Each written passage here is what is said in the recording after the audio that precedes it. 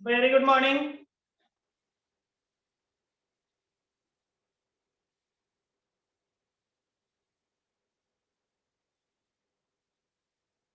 Very good morning.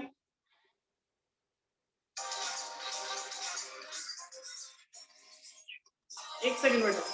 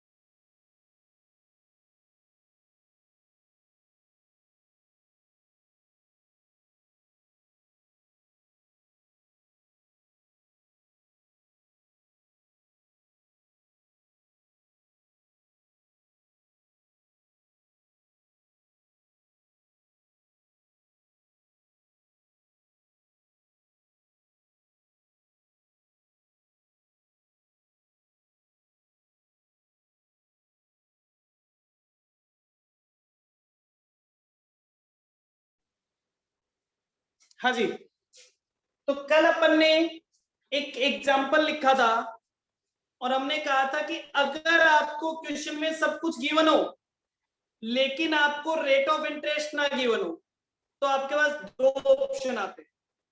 पहले option में आपने कहा कि अगर इंस्टॉलमेंट का अमाउंट सेम है और इंस्टॉलमेंट का टाइम गैप सेम है तो जो टोटल इंटरेस्ट आए उस टोटल इंटरेस्ट को इंस्टॉलमेंट के नंबर के रिवर्स रेशियो में बांट दें। ठीक है, लेकिन फिर हमने कहा मान लो टाइम गैप सेम नहीं हो या फिर अमाउंट सेम नहीं हो तो क्या करेंगे। तो हमने कहा आपको टोटल इंटरेस्ट को आउटस्टैंडिंग एचपीपी और टाइम गैप के प्रोडक्ट के रेशियो में बांटना है। प्रोडक्ट का मतलब जो उनके मल्टीप्लीकेशन से आता। क्वेश्चन हमने लिख लिया था, सॉल्यूशन नोट कीजिए।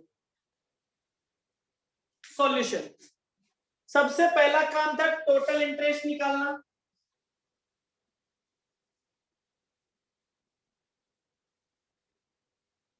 टोटल इंटरेस्ट, टोटल इंटरेस्ट का अमाउंट कितना था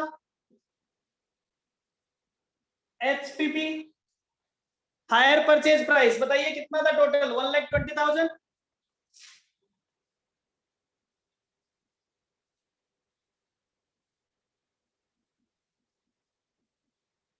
माइनस कैश प्राइस 98,000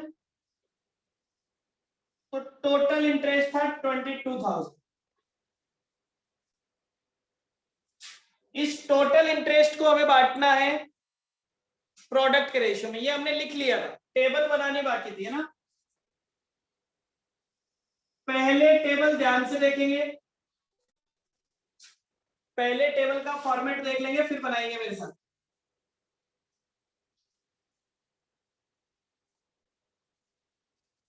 सबसे पहला कॉलम,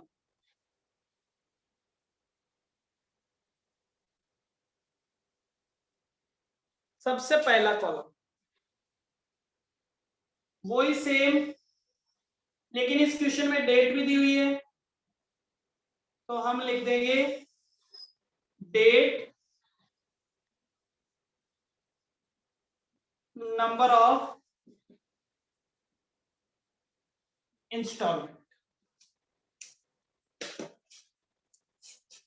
इसके बाद इस क्वेश्चन में हमें निकालना है, जरूरत पड़ेगी आउटस्टैंडिंग एचपीपी की। Outstanding HPP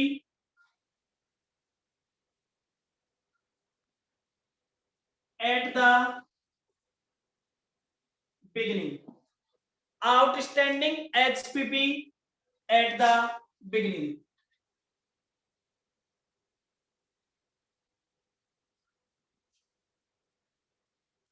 amount of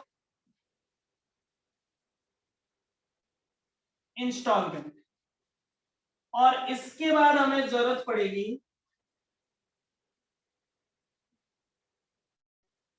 time gap. अगर आपके पास टाइम गेप आ जाता है,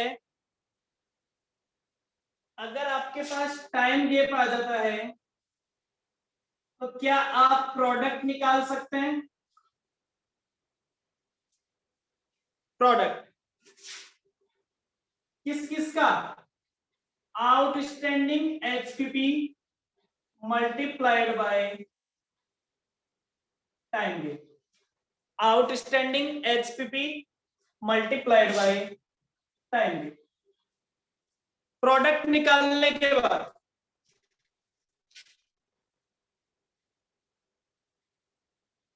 कैलकुलेशन ऑफ इंटरेस्ट, और कैलकुलेशन ऑफ इंटरेस्ट के बाद सीपी पेड या फिर प्रिंसिपल का column. Done.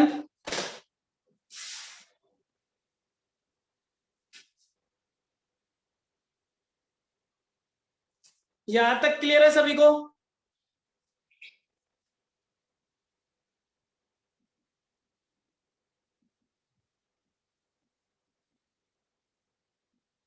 Calculation of interest.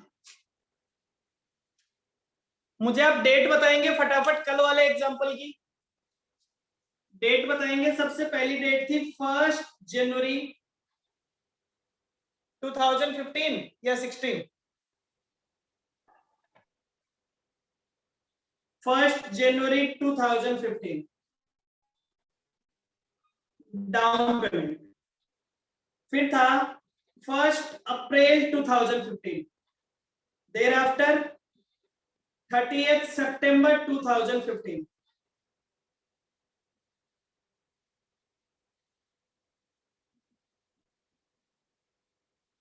Second instalment. फिर था 30 सितंबर 2016, थर्ड इंस्टॉलमेंट। फोर्थ इंस्टॉलमेंट की डेट क्या थी? 31 मार्च 2017, फोर्थ इंस्टॉलमेंट। आउटस्टैंडिंग एचपीपी, बेटा डाउन पेमेंट देने से पहले कितना पैसा बाकी था? डाउन पेमेंट देने से पहले कितना पैसा बाकी था? एचपीपी भी मतलब टोटल अमाउंट।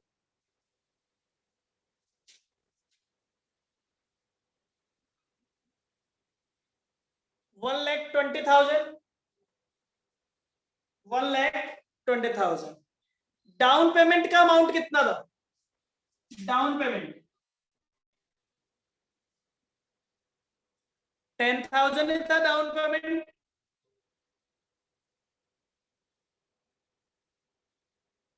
डाउन पेमेंट का अमाउंट कितना था? 10,000।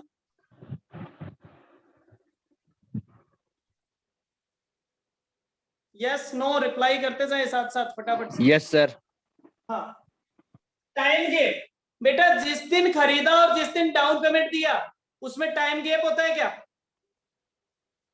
No sir. नहीं। ठीक है सर, आगे की बात बाद में करें। फिर आगे 1,20,000 में से 10,000 दे दिए, तो फर्स्ट इंस्टॉलमेंट देने से पहले कितना पैसा बाकी था?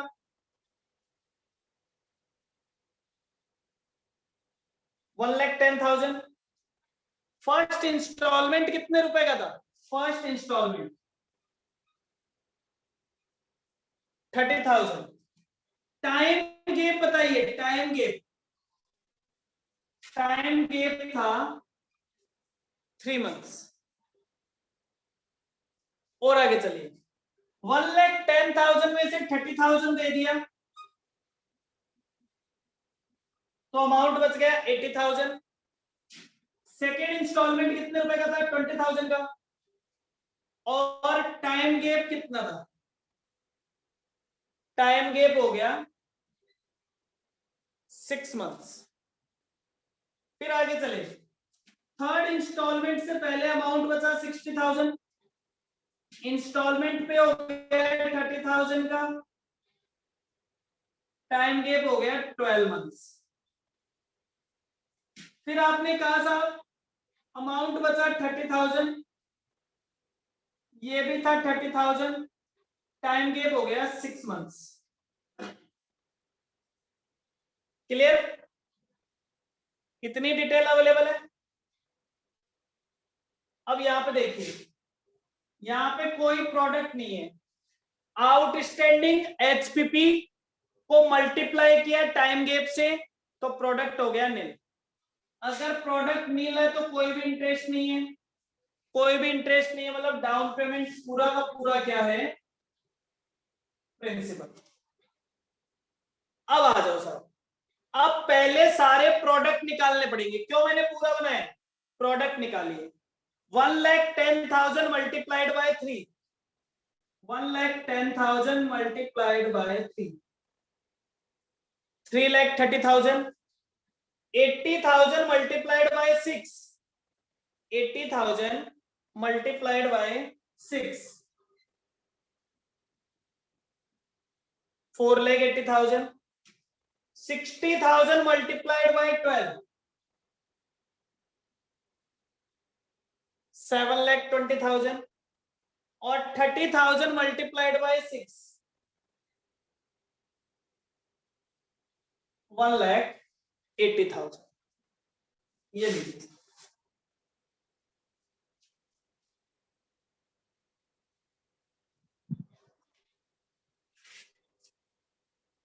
रेशियो बता दीजिए। रेशियो क्या हो गया? रेशियो हो गया 33, 48, 72 और 18। ये फर्दर डिविजिबल है 3 से, दैट इज 11, 16, 24 और 6। ये रेशियो आ गया। अब आपको टोटल इंटरेस्ट को इस रेशियो में बांट देना है। टोटल इंटरेस्ट कितना था? 22,000। फर्स्ट इंस्टॉलमेंट में कितना होगा? 11 डिवाइडेड बाय इनका टोटल। इनका टोटल कितना है? 11, 27, 57। सेकेंड इंस्टॉलमेंट का इंटरेस्ट कितना होगा? 22,000 मल्टीप्लाइड बाय 16/57, 22,000 मल्टीप्लाइड बाय 24/57 और 22,000 मल्टीप्लाइड बाय 6/57। चारों की वैल्यू बता दीजिए। 4,245, 4,246 कर दीजिए, कोई खास बात नहीं है। 6,175, 9,263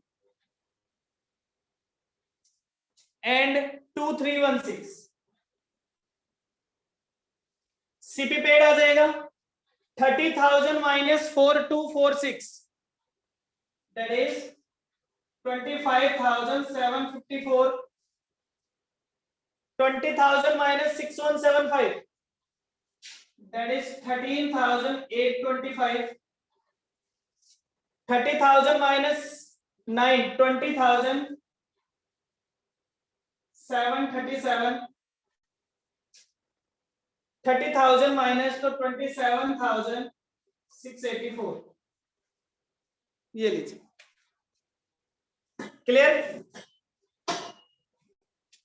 तो ये हमने हर इंस्टॉलमेंट में जुड़ा हुआ इंटरेस्ट निकाल दिया। तो ये 4 तरह के क्वेश्चन बन सकते थे, हमने चारों तरह के क्वेश्चन चेक कर लिए। 4 तरह से आपकी टेबल बन सकती है, ठीक है?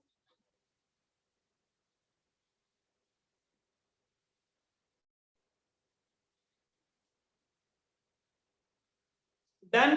किसी को कोई दिक्कत? चारों टेबल में,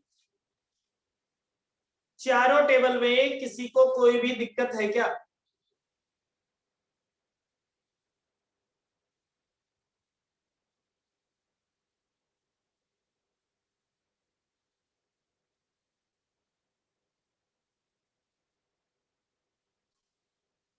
जल्दी से बताएं।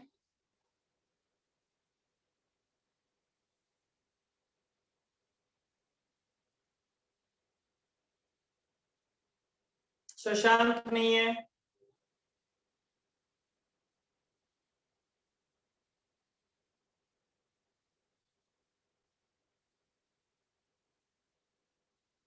क्लियर है? ओके, चलिए अब हम बात करते हैं बेटा अकाउंटिंग ट्रीटमेंट की। अब हम बात करते हैं अकाउंटिंग ट्रीटमेंट। ये वाला टेबल हटा दूं, ये वाला टेबल हटा दूं।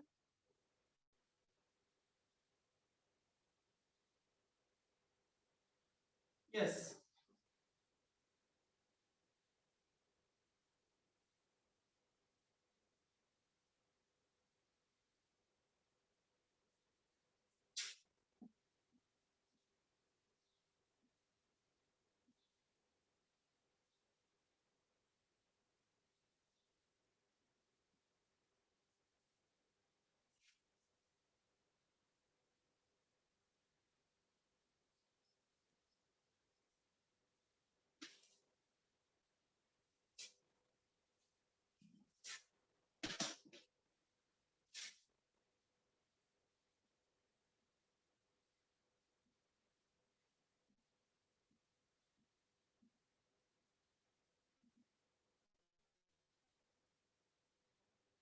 Accounting treatment.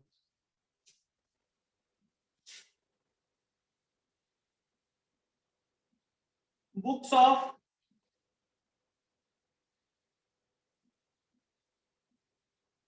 Higher purchaser, hire purchaser की बुक्स में अकाउंटिंग ट्रीटमेंट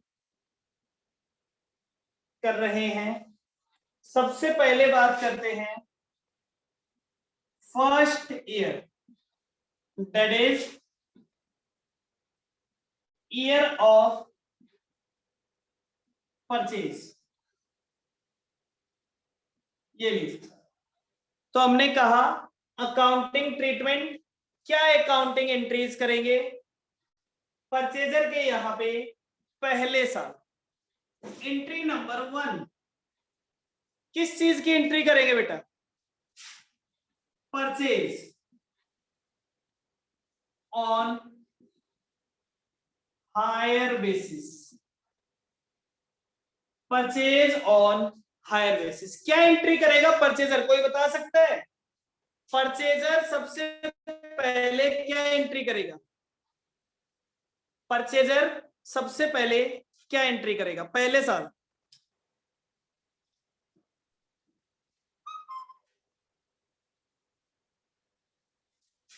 परचेजर सबसे पहले क्या एंट्री करेगा ईयर नंबर 1?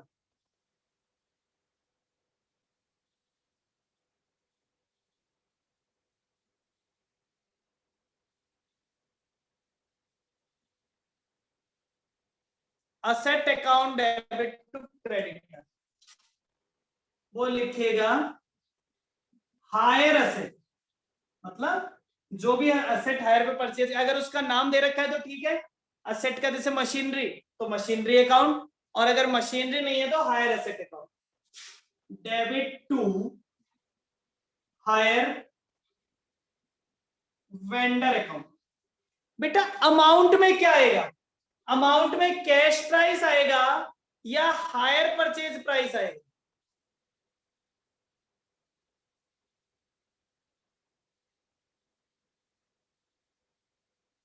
याद करो, मैंने आपको याद दिलाया था कैश प्राइस।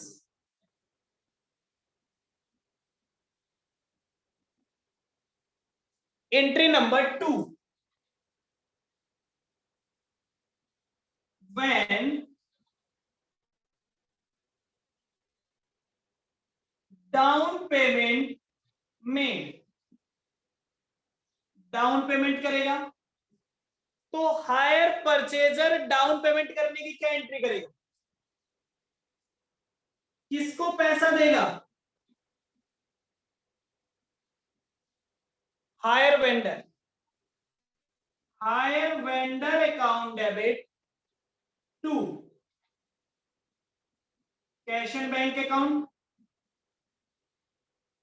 अमाउंट में क्या आएगा, अमाउंट में आ जाएगा डाउन पेमेंट का।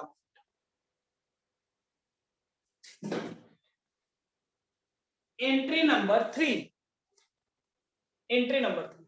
अब देखो, असेट परचेज कर ली, डाउन पेमेंट दे दिया, तो क्या मैं असेट को अपने घर ला सकता हूं, डिलीवरी ले सकता हूं? असेट को परचेज कर लिया, परचेज करने के बाद डाउन पेमेंट दे दिया, तो डाउन पेमेंट देके क्या असेट को अपने घर ला सकते हैं? बिल्कुल। अब बताइए, अब जब इंस्टॉलमेंट का ड्यू डेट आएगा, अब जब इंस्टॉलमेंट का ड्यू डेट आएगा, तो उस दिन मैं किस चीज की एंट्री करूंगा? इंस्टॉलमेंट का ड्यू डेट आएगा तो उस दिन किस चीज की एंट्री करेंगे? इंस्टॉलमेंट पे करने की करेंगे।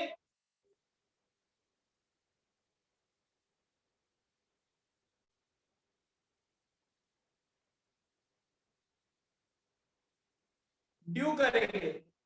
और ड्यू क्यों करते हैं बेटा, एक बात समझिए, अभी तक साल का एंड आ गया,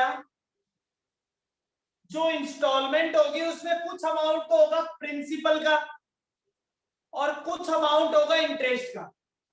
तो प्रिंसिपल तो हमें पता है, क्या इंटरेस्ट का अमाउंट हमें पता है क्या?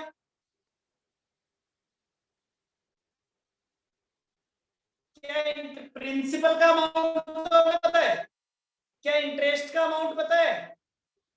नहीं पता। तो पहले हम इंटरेस्ट ड्यू करेंगे। व्हेन इंटरेस्ट ड्यू, जब इंस्टॉलमेंट ड्यू होगी तो बेसिकली इंटरेस्ट ड्यू। इंटरेस्ट हमारे लिए इनकम है या एक्सपेंस है? इंटरेस्ट हमारे लिए इनकम है या एक्सपेंस है? एक्सपेंस। तो एक्सपेंस डेबिट होता है, तो इंटरेस्ट अकाउंट डेबिट टू किसको देना है? Hire vendor. तो डेट इज अमाउंट में क्या आएगा?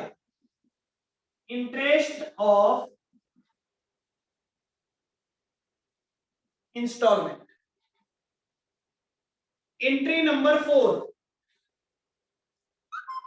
Entry number 4,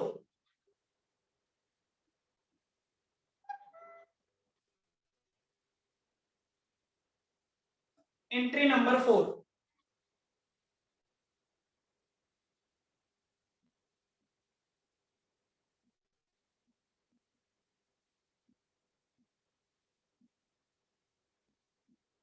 when installment paid,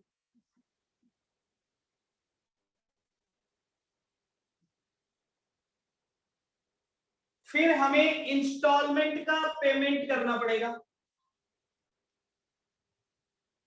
फिर हमें इंस्टॉलमेंट का पेमेंट करना पड़ेगा।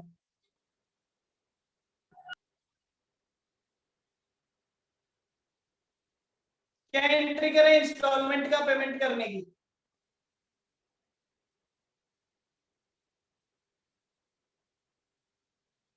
इंस्टॉलमेंट का पेमेंट करने की क्या एंट्री करेंगे? हम परचेजर है, वेंडर टू कैश, तो hire vendor account debit to cash and bank account. यहां पे आ जाएगा amount of installment. Entry number 5, बेटा इंस्टॉलमेंट पे कर दिया, ईयर एंड आ गया। एक बात बताइए, असेट पे डेप्रिसिएशन कौन लगाएगा? जब हायर परचेज पे हम असेट को परचेज करते हैं तो असेट का रियल ऑनर तो होता है जो वेंडर है, जब तक लास्ट इंस्टॉलमेंट पे ना कर दी जाए। लेकिन परचेजर को क्या माना जाता है? परचेजर को माना जाता है डीम्ड ऑनर, परचेजर को माना जाता है डीम्ड ऑनर। क्योंकि वो अल्टीमेटली असेट के लिए पैसा पे करने वाला है। तो असेट पे डेप्रिसिएशन कौन लगाता है? असेट पे डेप्रिसिएशन लगाता है परचेजर। ठीक है साहब, तो हम कह देंगे डेप्रिसिएशन, क्योंकि असेट किसकी बुक्स में लिखी हुई है? असेट लिखी हुई है परचेजर की बुक में, तो असेट पर डेप्रिसिएशन भी कौन लगाएगा? परचेजर। तो डेप्रिसिएशन ऑन असेट, एंट्री क्या होगी डेप्रिसिएशन लगाने की?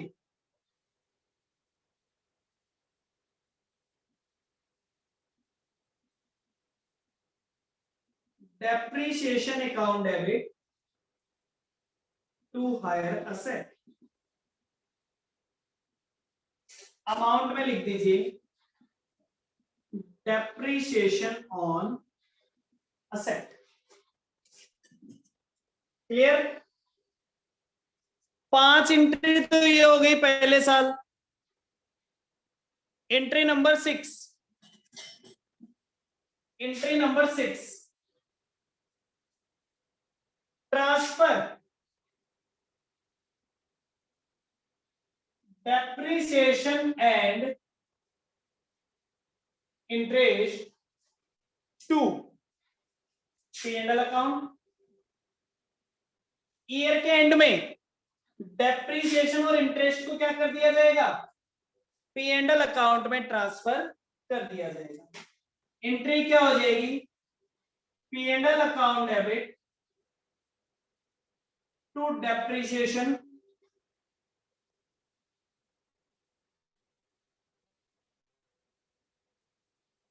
To interest. क्लियर? हाँ जी, कोई दिक्कत?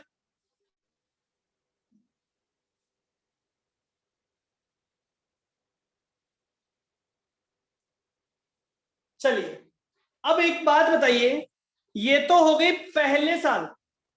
बेटा दूसरे साल कौन कौन सी एंट्रियां की जाएगी? ये तो हो गया ईयर नंबर 1।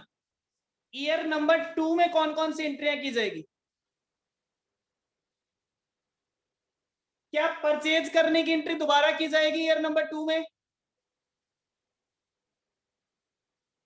क्या डाउन पेमेंट किया जाएगा? नहीं। तो हम कहते हैं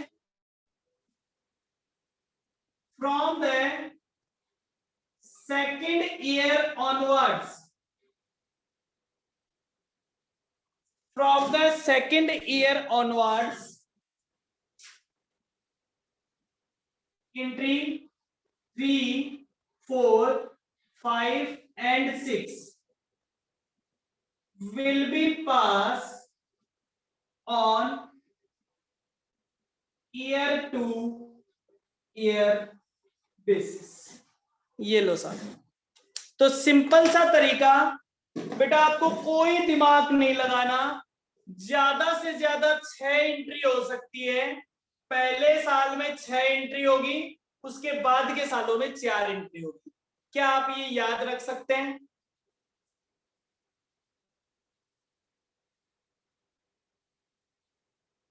हर एंट्री का अमाउंट आपको टेबल में, देखो टेबल में आपको कैश प्राइस भी मिलता है, टेबल में आपको डाउन पेमेंट भी मिलता है, टेबल में आपको इंटरेस्ट, हर इंस्टॉलमेंट का अलग अलग इंटरेस्ट भी मिलता है, हर इंस्टॉलमेंट का अमाउंट भी मिलता है।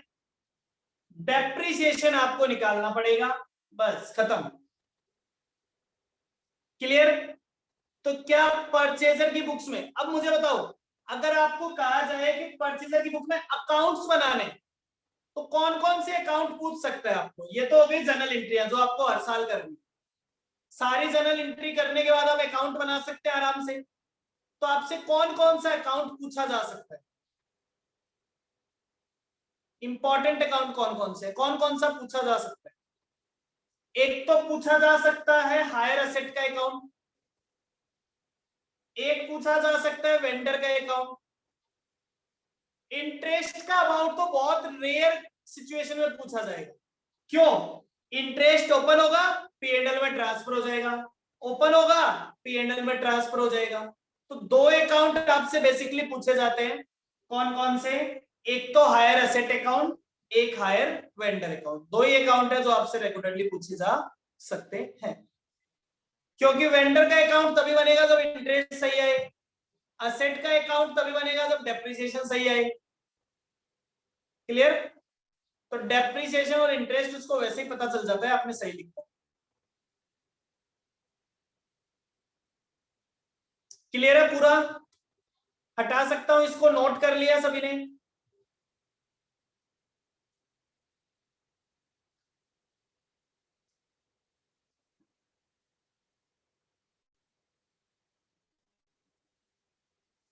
चलिए नेक्स्ट देखते हैं, books of hire vendor.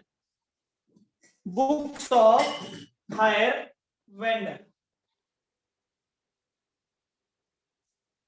Hire purchaser की जगह आ गया hire vendor. Year of sale, year of sale, फिर ये कहता है सेल ऑन हायर बेसिस। क्या एंट्री होगी बेटा?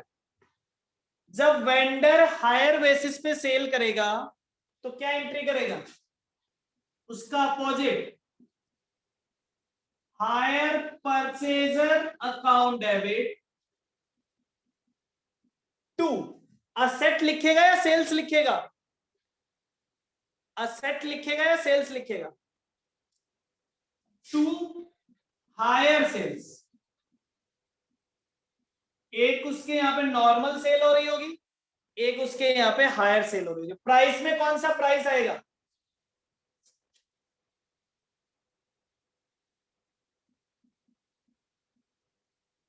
Cash price. When down payment received, जब उसे डाउन पेमेंट रिसीव होगा तो क्या एंट्री करेगा? Cash and bank account debit to hire purchaser. उसे परचेजर से पैसा मिलेगा, उसके लिए इंटरेस्ट क्या है?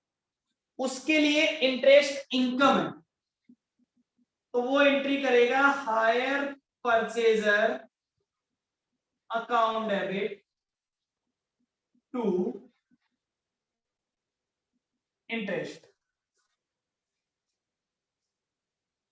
Entry number 4,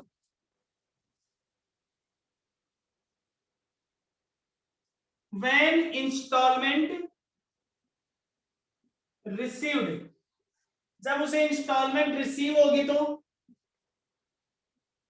cash and bank account debit to hire purchase. अब एक बात बताओ बेटा, क्या एक असेट पे दो जने डेप्रिसिएशन लगा सकते हैं?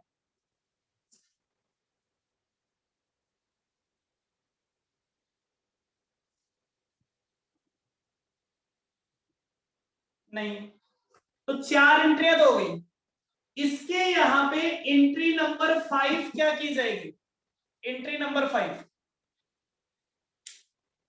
एक बात बताओ, पहली एंट्री में ध्यान से सुनना मेरी बात, परचेजर के यहां पे असेट आई थी इसलिए उसने डेप्रिसिएशन लगाया। इसके यहां पे पहली एंट्री में सेल्स है, तो सेल्स को क्या करते हैं ईयर एंड पे? ईयर एंड पे सेल्स को क्या करते हैं?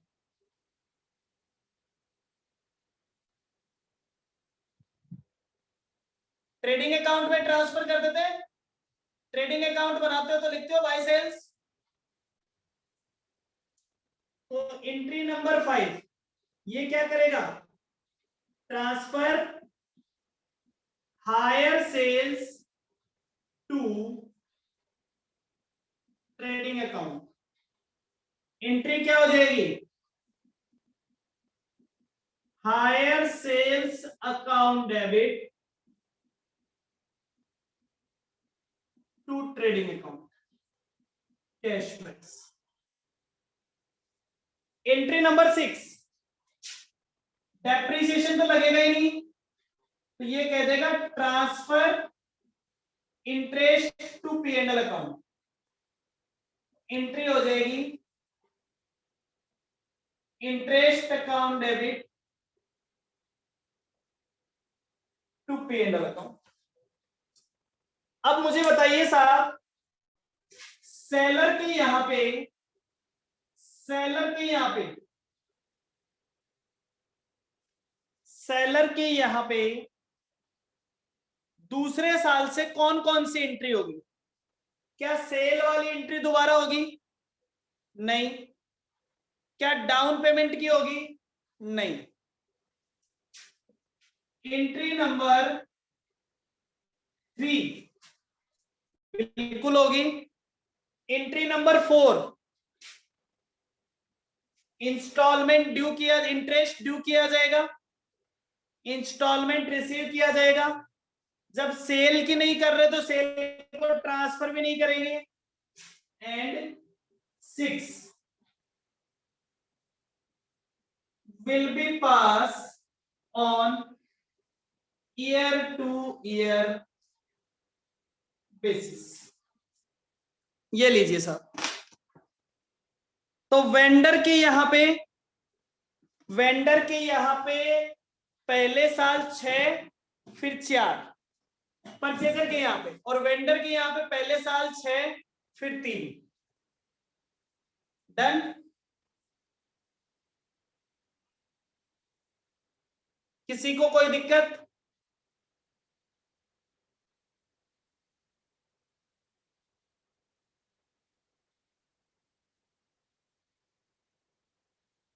नहीं है।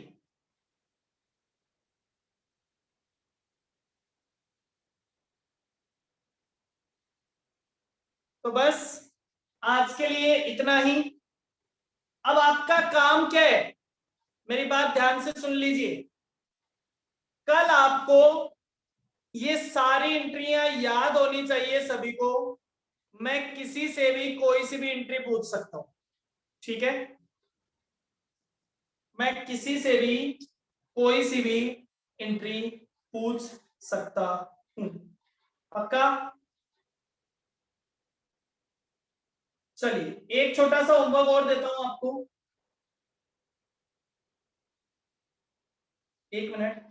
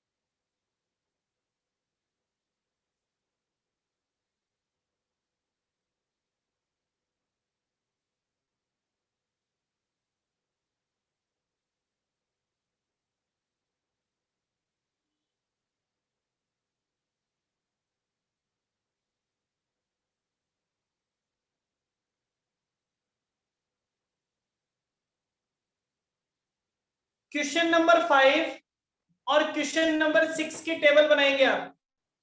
क्वेश्चन नंबर 5 और क्वेश्चन नंबर 6 की टेबल बनाएंगे, ठीक है? केवल इतना सा ही होमवर्क है आपका। क्वेश्चन नंबर 5 और क्वेश्चन नंबर 6 की केवल टेबल बनानी है, ठीक है?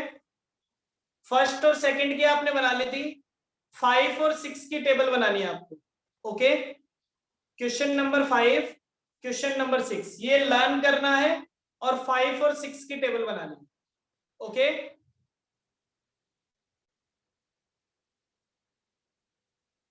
आज के लिए इतना ही। Bye bye, take care, thank you so much.